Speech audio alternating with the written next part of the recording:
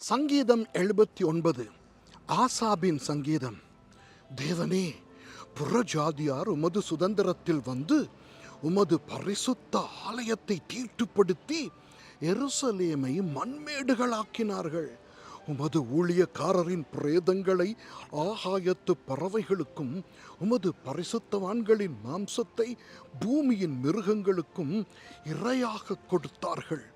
எருசலேமை சுற்றிலும் அவர்களுடைய இரத்தத்தை தண்ணீரை போல சிந்தினார்கள். அவர்களை அடக்கம் பண்ணுவாரும் இல்லை.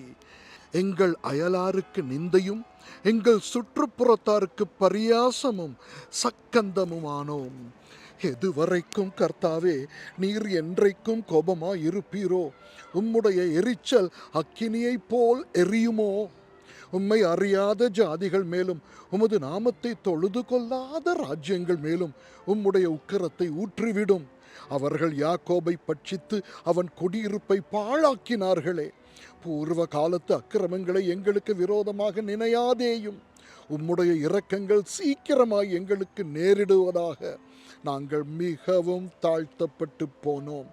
எங்களை இரட்சிக்கும் தேவனே, நீர் உமது நாமத்தின் மகிமை நிமித்தம் எங்களுக்கு உதவி செய்து உமது நாமத்தின் நிமித்தம் எங்களை விடுவித்து எங்கள் பாவங்களை நிவிர்த்தியாக்கும். அவர்களுடைய தேவன் எங்கே என்ற புறஜாதிகள் சொல்வானேன்?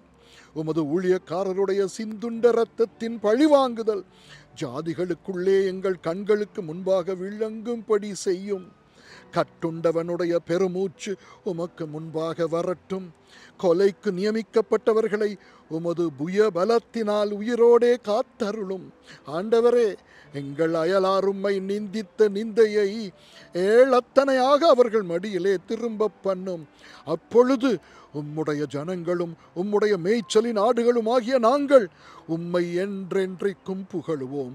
தலைமுறை தலைமுறையாக உமது துதியை சொல்லி வருவோம். ஆமென்.